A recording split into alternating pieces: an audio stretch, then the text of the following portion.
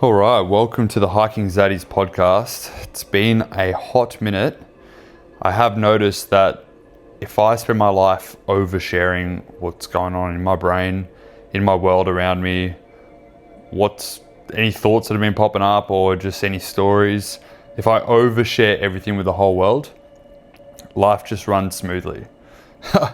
That's something only for me. That's an individual, independent observation about Jacob Lay, about my ego. But I just need to tell everyone everything that's happening. As soon as I get a job or one of my dreams gets ticked off, I tell the world. And I'm kind of in that mood at the moment, in a bit of a just absolute gratitude for everything that's happening in my life at the moment. And I just thought I'd overshare everything that's going on, not because I'm boasting or think that I'm better than anyone else. I'm trying to prove that anyone can do anything, essentially. From wherever you are, how stuck you feel, you have so many superpowers banked up in your psyche, in your consciousness, that you just need to unlock. You just need to unravel these superpowers, and you can literally do anything. And I take the piss sometimes. I try to manifest things into my life that I just laugh at and go, oh, whatever, Like there's no way that's going to happen. But sure enough, like the more intention and energy that you put behind a vision, and the more joy, the more emotion that you feel from that vision that you see of yourself in the future with whatever you want, or doing whatever you want, or wherever you want to be. It's all about how you feel in that moment. When you vision yourself, when you use your imagination to really put yourself into the shoes of this future you, how much can you be present in that parallel reality? Taste the air, smell the area around you. What does it feel like? Is it dense air? Is it really freeing air? What are you hearing? What are you wearing? Are you smiling? Are you looking really good? Are you looking tan? Are you looking youthful? Have you got bags under your eyes, or are you jumping around with excitement? You've got so much energy, it's bursting out of you. And then really embody that. You need to bleed that feeling, that emotion into your cells, into your bones, into the densest part of your body. You really need to embody, actually become the body of that future you. And then all you're doing is you've spent 15 minutes manifesting, imagining, envisioning this future reality, and you've become it. You've matched your frequency with the frequency of future you. That's all you have to do is, you're going to get there now. You've sent that energy out there. Those frequencies must resonate. They must become one. When two tuning forks from either side of the room, and they're both tuned to the exact same frequency, you flick one of them, the other one has to start ringing. It's those sound waves traveling through the air. They tickle that tuning fork perfectly, and they get it moving, they get it buzzing. It resonates. So you've just moved energy across distance, across space and time to this other tuning fork, and then just starts ringing. So I've tickled, I've sent little activations to this future me, parallel reality me. And it's in the knowing that there are infinite parallel realities, infinite versions of yourself. Some bad, some good, some neutral, some whatever. Like they all exist. Everything in existence exists, but you get to choose what path you want to be on. And so it helps to, you don't do it much. I do it every 6 months. I'll sit down and I'll do a proper manifestation vision of my next 6 months, or in a year, or in 5 years time. And I've been doing that for 5 years now, and my 5-year manifestations are fully coming to fruition. And there's some manifestations, some visions that I had 5 years ago that I've forgotten about. And they just creep up to you and they're like, oh, well, we've given you that job that you were manifesting about 5 years ago. And my first thought when I first got this job, I was like, no, I can't do it. It doesn't really align with my my short-term plan that I had. I wanted to go to Greece with the boys. And the boss on the other side of the phone is like, what do you mean you have to ask your girlfriend, you have to ask your papa? Can I please go overseas to London and build these stone staircases, 4 staircases, 4 floating stone staircases on top of each other in London in summer. It's my dream job. I've been manifesting this for 5 years, but you have to go and ask your papa. And I'm like, oh yeah, I guess that is my dream job handed to me. I am the supervisor, I'm in charge, I'm making good money, good bank, living in London in summer, building 4 spiral staircases on top of each other that are floating stone. So, absolute dream. And like this dream that I manifested 5 years ago that I envisioned, like I was taking the piss. I was like, it's not gonna happen. Like I'll aim for the stars, and if I miss, I'll at least get to the moon. So you aim far is what I thought, but this is the thing, the power is behind your manifestations. If you truly embody how it feels to be that person that has completed that dream job, and to look back and go, I felt exactly like this 5 years ago. I guessed what I would have felt like.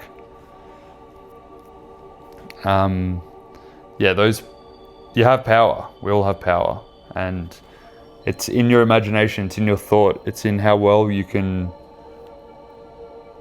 really embody something that isn't right next to you in the external world. You open your eyes and you're like, I'm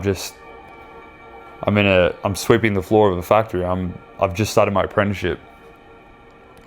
I'm eating sausage rolls from 7-Eleven because it's the only thing I can afford for lunch. And then envision being completely financially free, to not even look at your funds or even worry about your funds. You just tap away onto a train, onto a plane, off you go. The world is yours. And it's not just keep spending, but it's understanding that abundance is overflowing. I might not have infinite money right now, but my abilities that I've learned, my skills, my trade, my craft that I've been building, not only in stonemasonry, but in public speaking, in spiritual knowledge, in whatever has pulled my excitement over the last 5 years, I knew because of how energy works. I understood spiritually and logically that your excitements, your ideas, your inspirations, your epiphanies, the aha moments, the things that make you buzz and you go, oh my God, that excites me. I want to do that right now. It's understanding that is the divine spark. That is sent from the heavens. That's sent from future you. Going, you need to do this right now. Do not ignore this feeling. Do not ignore this excitement. You are supposed to follow this thread. And it comes at random times. And I knew that I just had to keep following all these little excitements until, well, there is no end goal, is there? I'm still on that thread.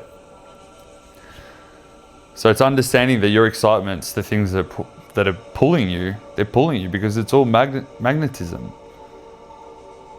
It's all electromagnetism. The feminine and the masculine working together, intertwining, a double helix wrapped around each other forever. The negative and the positive forces balancing each other out, polarizing, breathing, inhaling, exhaling, following that thread, envisioning that dream, and then doing it, going out and acting upon it. That's the language of physical reality is action. In a dream world, it might be talking or envisioning and imagination. and just talking about something and airy-fairy. But then you wake up and you're in the 3rd D. You're in the 3rd dimension. You've got length, width, height here. You've got time. So we've got 4 dimensions. You're in the 4th dimension, which allows you to move around and do things and touch things. You have to do something. We've been given a body, a spaceship, a human body to walk around in, to smell, to taste, to laugh, to jump, to type, to write, to speak, to sing. You got to use it. You have to physicalize these downloads of information that come from the ether, that come from a higher version of yourself. Your oversoul, passing that knowledge down, passing that information down into the soul, and the soul using the body as a big car, a big vehicle to drive around and do stuff. So anyway, I'll overshare about some of my excitements. So I mentioned spirituality. If you've been following me on TikTok, you know that I went deep down the spiritual rabbit hole, which just turns into your whole world. And stonemasonry, vlogging, and just taking the piss and camping and filming everything and exploring. And this other one popped into my reality as soon as I came back from my trip overseas. It was 1.5 years away. It felt like an absolute pilgrimage, an absolute adventure, a quest to go out, to build these staircases in London, to survive in London, survive 2 winters, survive Colombia, go deep in the jungle, meet the most amazing people living on a permaculture farm deep in the jungle of Colombia, surrounded by a cartel, indigenous communities, local farmers, to survive that for 5 months, no shoes, not a top on for 5 months. And then 20 countries, 6 continents, run around with absolutely no money. If you have a belief that limits you on traveling and exploring the world, and that limitation is your finances, brother, I promise you're never going to have less than what we had, what Victoria and I had, between countries. Like, we had to fly from Portugal to Morocco just to save money. We jumped on a 15 euro flight to Morocco and then ate 30-cent soup. Like, we slept outside airports, in cars, surrounded by homeless people. I got kicked awake by a security guard, and I had to try to explain to him that I wasn't homeless. I was just poor for the day, sleeping on hiking mats. And I've built like this wall of all our bags and stuff around Victoria, and I've slept on the outside of her. And she's got noise cancelling earphones. She's got a nice fluffy eye mask. She's putting on a bit of moisturizer, a bit of essential oils. She's passed out. She's having a good sleep outside the shopping centre. And I'm trying to lie down in front of her, made this wall of bags to protect her from everyone. And then I get kicked so hard in my leg. I get kicked awake by a security guard. I'm like, no, what the fuck, dude? He's like, you can't sleep here, you're homeless. I'm like, no, I'm not. Trying to explain to him that I'm not homeless. He's like, well, where's your home? I'm like, well, I'm homeless right now, I guess. He's like, fucking get your shit together, mate. I'm like, I am, bro, I am. I'm on a quest, mate. I'm on a quest to explore. So I followed all those excitements. I went everywhere. We were finding pyramids in Bosnia, caves in Greece, just random shit everywhere. But we love our esoteric, our ancient temples, our ancient caves, the ancient ascended masters and teachers and masters throughout the whole history of humanity followed their footprints, followed their footsteps to Glastonbury in the UK, to Stonehenge, to Morocco, to Portugal, to Colombia, the Sierra Nevada. That was a big quest of ours. We fully had an Indiana Jones like quest, like pretty much what we were doing, we were hunting chakras. And if you know what that means, if you don't know what, if you've just heard chakra as in like the chakra of the body, it's the same thing. A chakra means wheel in ancient Indian, in Sanskrit. It means something that turns, like a vortex. And that's pretty much what these chakras in your body are. They're energy vortices. So where the negative and the positive meet, and they create a little whirlpool, a little volcano, a little hurricane, and they center in these specific spots. So your body's got a bunch of them. Your heart's the biggest one in the middle, obviously. The actual heart, the physical heart it's wrapped around itself. It's a vortex. It's a center of your electromagnetic field, the whirlwind, the center, the chakra. So that's what chakra is. But we were trying to find chakras of the earth. So where the negative and the masculine energies pull into each other. So the sky daddy energies, the photons, the quick energy, the light, mixes with the dense feminine energies, the rock, the elements, the earth. And where those two spin around each other, you can tell where trees grow and they're all wrapped around, they're spinning around. That's where energy is circling, it's centering into the earth.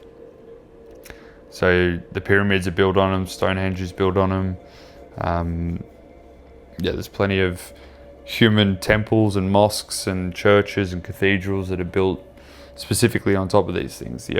Our ancients were a lot smarter than us in terms of energy. They were much more sensitive. Now we just go, oh, that's good real estate. But Victoria and I were hunting through the Mediterranean, trying to find all these center points of energy. So we did that, and I've got heaps of footage banked up, so that's going to come into fruition, be able to show you all. But then the craziest thing, so this other excitement that I forgot about, I had actually planted this seed years and years ago, probably as a kid. This was me connecting with my inner child, the little kid version of Jacob, that I think I loved movies so much. I loved movies where there was a bunch of fellas, a bunch of mates going out on an adventure, on a quest. Like Sandlot Kids, Stand By Me, The Goonies. I love those adventure movies. Everyone's out on a bike, E.T.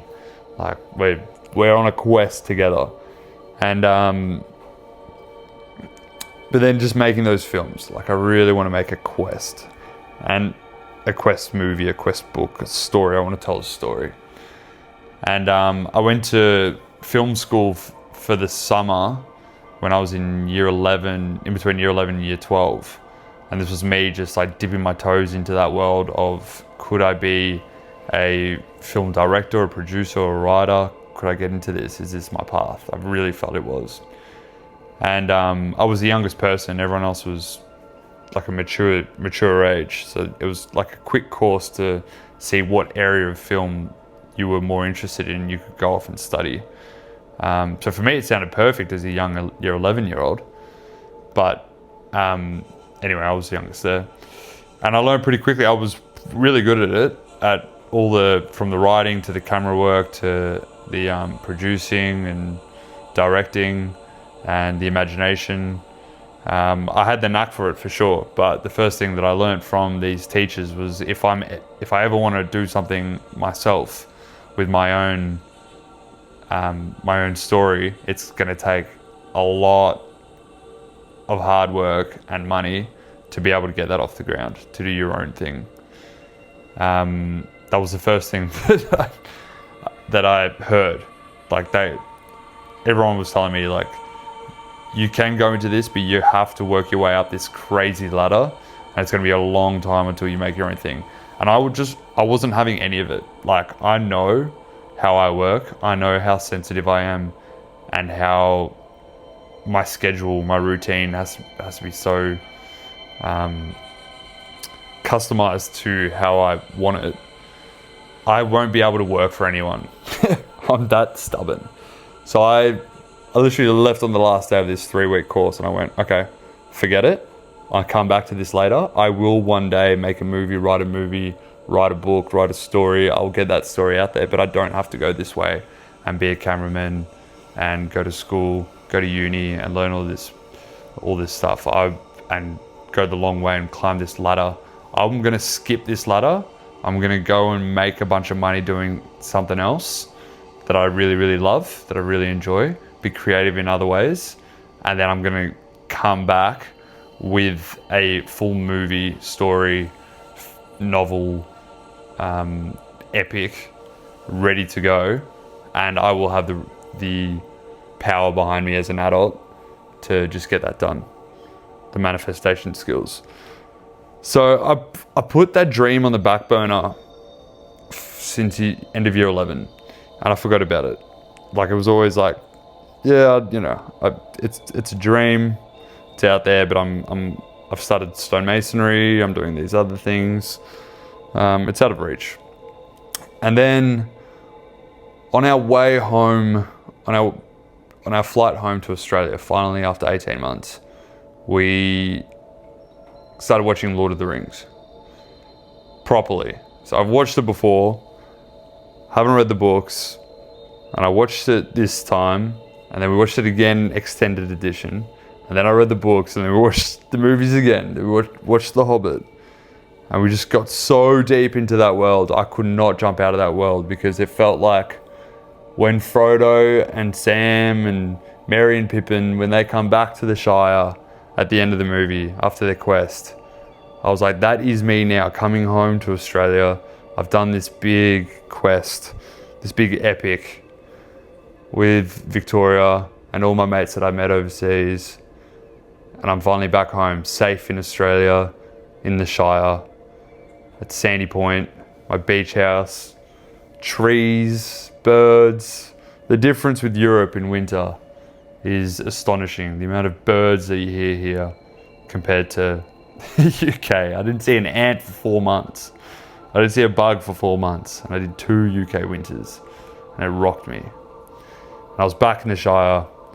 And then I couldn't get out of this fantasy world. I was loving the elves, the dwarves. And then my mind was racing. I could see the fae, the leprechauns, the yowie, the yeti, the Sasquatch, the witches, the spells. I was seeing this other world. This other world was coming. It was more than Lord of the Rings. It was different. And I was like, oh my God, I'm thinking of a story right now. I can fully vision and imagine this. I'm getting sent downloads pretty much from future me about this world that I'm creating, this whole galaxy. And then I got the whiteboard out with a bunch of colored markers, and I just started drawing everything out that I was seeing. Started seeing with the energy, the physics, the lore, the history of this whole galaxy, this whole world. And then I started writing the story and the characters, and this whole thing is coming out, bang, bang, bang, bang, bang. And it's so fun. It was the best way to spend my time for a good 2 months. I was staying up late Fridays, all day Saturday, writing, drawing, and visioning, and it would creep into my everyday life. I'd be telling people about it, and then they'd be giving me little tips, and then that'd be open another door into different species and the origin story for the Dark Lord, the how the violence is portrayed. You know, have we got arrows? Have we got laser beams? Have we got sound shields? You know, starting to think about the technology and the aesthetic, the fashion, and I've just got all these notes, and it's been so fun to dive into this other world. And so now I'm like, oh my God, this other excitement has just come out of nowhere, and it's fully engulfed my life. And then, so what I wanted to talk to you guys out there listening to this is how do you implement these inspirations, these ideas that come into your life? How do you deal with them? If you get a big flood of inspiration, you really need to physicalize it as quickly as possible, because then otherwise that larger version of yourself that's sending those messages, those ideas, they'll just stop sending you messages because they see that you're not acting on it. You need to tell that person up there that you're listening, and that is to act. You write it down. Get a whiteboard. Just write it down. Put it in your notes on your phone. Get a little book. Start drawing pictures. Start getting on the keyboard. Start getting on the guitar. Just act and act and act. And acting, physicalizing means someone might see it. Someone around you, your mum, your dad, your sister, your girlfriend, your best mate, your worst enemy. Someone might get a little glimpse of you in your own little world expressing yourself. And how bad is that, huh? Terrible. Look, it's embarrassing for 2 seconds and then everyone walks away going, wow, that's so good that they're doing something with their fucking life. So you just got to physicalize these things. And me diving into this book, like, I'm not throwing everything else away. I'm a special type of person where I need to have about 5 different excitements, 5 different streams of my energy flowing out of me at once. Well, not at once, but I have to be jumping in between. I need to do 2 weeks, head down, hyperfixate on this. And then as soon as I see my inspiration start dwindling, start fading away, I'll stop. That's my cue. You need to listen to that when it stops coming. And then you look at your second most exciting thing, which usually just comes like that, just goes bang. And mine was, I've come back, I've done these floating stone staircases in London, but the idea is to get them going in Australia. So, to be honest, not everyone was stoked about me getting into the books, into my story, into the epic fantasy novel that I'm writing. My dad, who's my stonemasonry boss here in Australia, he's like, buddy, wake the fuck up. Let's get back to real life. Let's talk about the stone, because this is where we can make some serious money and start pumping out these staircases that we've just dreamt of for years. So let's start making a presentation and knocking on doors with interior designers and architects and start trying to sell these staircases. And I was always like, yeah, not yet. I'm like thinking about this woman who is like a water being, and she's a bit of a shapeshifter. She's kind of ethereal. You can put your hand through her and these violets, blues and reds kind of thread off her, and your hand just goes right through her body, but then her body just links back up. And she's going to be a species in my book. And she's beautiful and gorgeous and shapeshifts, and she resembles water, the element of water. So she's very feminine and nurturing and healing and life-giving. Dad's like, shut the fuck up, mate. Get back to the real world. Let's sell these staircases. So I was like, all right, fair enough. The inspiration stopped with that anyway.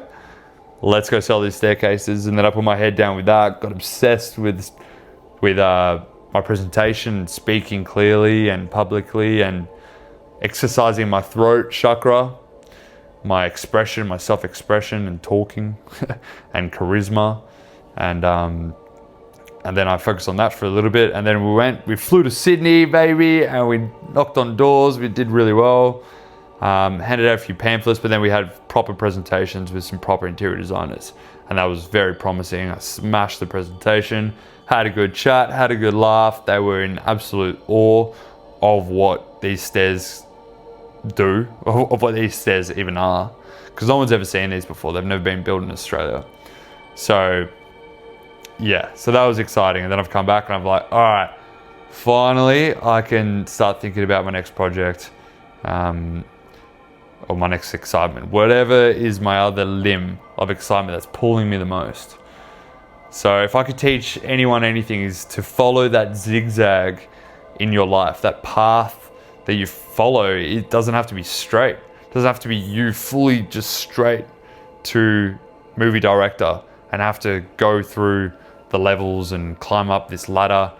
I mean, I'm not there yet. I'm not saying I'm going to be there. I have no insistence of actually being there. For me, just spending a bit of time and writing and smoking a bong and writing away and creating this fantasy novel in my house on a Saturday night, like, for me, it's giving me so much love, and it's allowing my imagination to just vomit out all this stuff, and it's allowing me to like doom scroll on Instagram, and every time I see something amazing, I link it to my notes and I go, all right, this is the style I want for fashion for this species.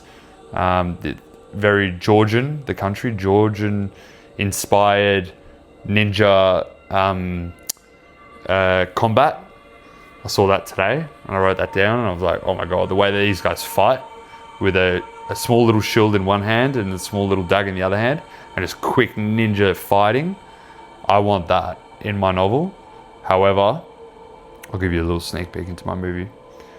So my movie is interdimensional, so they jump through these levels. So one is more physical, and then you move into these other parallel realities of the same, it's the same world, but slightly, imagine dialing your radio station up into a higher frequency, and everything just, or like you saturate it, and it gets brighter and brighter and brighter. So it goes from knife to shield. So your right hand is a knife, your left hand is a shield. And then if you move into this other world, but your left hand becomes this black hole, sort of negative vacuum that pulls in sound, light, and anything, all of existence. It just pulls it in. But then your right hand is this penetrating masculine force of outwards power. And there'll be something with that. You know, that's when you move into these higher realms, these higher dimensions in the galaxy that I'm creating, your powers, your weapons get manifested on a higher level. So I thought of that today and I was like, fuck, that's a great idea. Like, write that up, draw a picture, link it to any Instagram reels that I've seen. Perfect. And we're just building this world slowly and slowly. But yeah, like, building this world is enough, but you don't have to jump straight to movie director. You can go and, oh, you're interested in snorkeling. Well, maybe you have to go live in Thailand and in Koh Tao and go snorkeling, become a free diving instructor for 3 years. And then maybe you meet the love of your life there.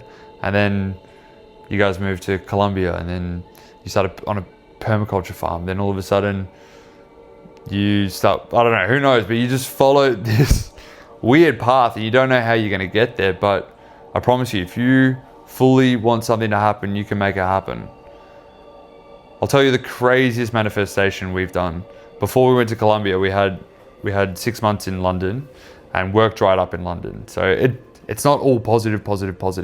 There's all these lulls and troughs and peaks. You're up and you're down constantly, but it's about zooming out and seeing that you will get there one day. You just have to fully trust this wave, even if it's a downward part. And we ran out of work in London. I was like, fucking hell, we just moved all the way over here. I sold the car, said goodbye to the dog, said goodbye to everyone. I told them I'd be gone for 2 years. And now I'm already broke and fucked in London. What do I do? And we look up the cheapest, sunniest, most jungle, most fruit place we can go and just kind of paddle around, just float around until work picks up again in London. And we thought, okay, Colombia, that ticks all the boxes. It's cheap. Let's go there. There's jungle. Victoria, what do you want to do? Let's manifest this. Let's just go crazy. I wrote, okay, we want permaculture farm. Victoria wants to learn how to teach yoga, conduct yoga sessions in the mornings. I want to learn how to conduct guided meditations and breath work. We want to be in the garden. We want a river. We want mountains. We want jungle. We want fruit. We want a beautiful water source. We want massive trees. We want amazing new friends. We want friends that smoke weed with us. We want to sleep in somewhere where I can sleep in a hammock. I want to chill. I want to rest. I want to work on some carpentry skills or some jungle building skills. I want a DJ. I want speakers. I want a DJ decks. And we're taking the piss. And we wrote this down on a piece of paper, this whole list. We want Function One speakers. Speakers, like the brand of speaker. We want this brand of speaker in our manifestation. And I'll tell you this story. So we arrive in Colombia. We got nowhere where we're going. We arrive in Bogota. We don't know how to spend the day. We've got fuck all money. We go, okay, what are we going to do? We're going to go to the Gold Museum, Museo del Oro, because the ancients in that area used a lot of gold. There's heaps of gold. There's veins of gold running through those mountains and forests. And yeah, anyway, we're in this museum. We go to the top. We go to the top level, and it's one massive room with the map of Colombia on the ground. And Vic and I, we've been trying to find these centers, these chakras, these energy vortices around the earth by using our pendulum as well. If you have a pendulum, it can sense the electromagnetic currents in the air, and it will start swinging positive or negative or none at all. But it also, you can connect it with your higher self and allow your higher self, the oversoul version of you, the you that is sending the inspiration, the ideas, that can see everything, can see the past, future, present, the loving version of yourself, the God version of yourself. They can speak to you through this pendulum as well. So you can ask it questions, you can say yes or no, and it'll sway in whatever way. But the whole point of this thing is to not be able to use it in the end. You have to use your own body as...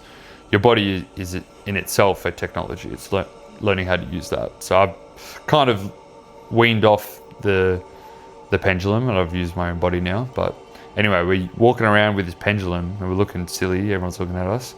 And we're moving this pendulum around the whole room, just over the whole of Colombia, over this map, and just going everywhere, seeing what part of Colombia we feel a tug. Literally feel a tug on this pendulum. That's how much we work with this thing. We can feel it when it's like magnetized. You can see the tip of the crystal start flicking and like going sideways, going against gravity, fully like a magnet. There's nothing magnetic about... Oh, sorry, that's so rude to say.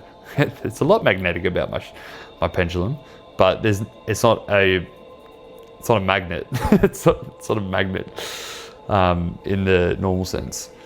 And it starts pointing us in a direction. We go over these mountains, the Sierra Nevada, on the Caribbean coast, right next to the border of Venezuela, up in the top right corner, the northeast corner of Colombia. And the pendulum just starts swaying like crazy in a positive direction, in a clockwise motion, just and we're like, holy shit, this is it. This is where we have to go. So we've got an 18-hour bus in that direction, and we started looking at different workaways or woofing options, which means you go work on a property 4 or 5 hours a day, and they feed you and accommodate you. And yeah, Victoria did a bit of research, and we found one deep in the Sierra Nevada, a hostel, permaculture farm. All like, it ticked off every single thing on our list to the brand of speaker. The first Saturday we were there, we arrived and we're like, okay, it's time for us to rest and heal and dive into our spirituality. We're in a beautiful river, beautiful trees looking out onto Sierra Nevada mountains, like snowy peak mountains, Caribbean coast, Amazon jungle, all together. Like, this place was the Garden of Eden. This place was a Bob Ross painting. I kid you fucking not. Unbelievable scenes. And we woke up there every day for 5 months. Like, you're fucking joking. And the first Saturday, they're like, okay, fiesta tonight. We're like, oh, we're kind of chill. They're like, no, we party. We are chill during the day, but we fucking party. We're like, oh, okay. And they pull out DJ decks. We're like, oh, okay. And then we find out that they're all DJs. We're like, no way. What speakers you got? They pull out Function 1 speakers, motherfucker, down to the last fucking letter on our little list that we did it under a full moon, lit it on fire, blew the ashes out into the ether and said, give us this. Just universe, just give us what we want. This is how powerful we are. We want this. Why the fuck not? We'll learn lessons from it. We'll grow from it. We'll expand. It goes along our themes as we incarnated. We went, yeah, we'll expand as much as possible. And this is on par with us expanding. So fucking oath, why not? Give it to us. And we got it all. So, ladies and gentlemen, these rituals, this full moon new moon, celestial alignments. You got to use these to your advantage. You have to understand how to use the imagination at the right time to fully envision your future, your dreams. And that includes dreams for the whole collective, for the whole earth. Stopping these wars, slowing down the corruption, getting rid of these old stupid systems that keep us slaves to this this weird world. Okay, once you're free from this, all this financial struggle that we went through just taught us how we can survive and live our dreams with absolutely no money. We lived in the jungle with no money. I didn't spend a cent. And that dropped a crazy belief in me that I'm scared of being poor. All of a sudden, I don't give a fuck about being poor. I'm fine. Give me a hammock, mate. I'm literally immune to mozzies now. I lived in the jungle. I got eaten alive for 3 weeks. And then that was it. Then they don't bother. I could sleep outside. Not in London. Fuck that. Anyway, guys, that's my story. I'm back home now. In Australia, but I'm about to leave. I'm back off to London, and Victoria's not coming with me. Solo mission for me. She's going to stay here. She doesn't want to leave the dog. She's pretty comfortable in her routine with work. As for me, my dream job awaits me. And hey, I didn't want to go. All my pals are going to be in Greece, but then I realized, wait, I'm getting bank, and I've got weekends. I could just go to the airport on a Friday arvo. Back Sunday night. No worries, mate. In and out. Croatia, let's go. Anyway, guys, I absolutely unconditionally love all of you. Doesn't matter who you are. We just need to hear that more often. Fucking oath, let's go!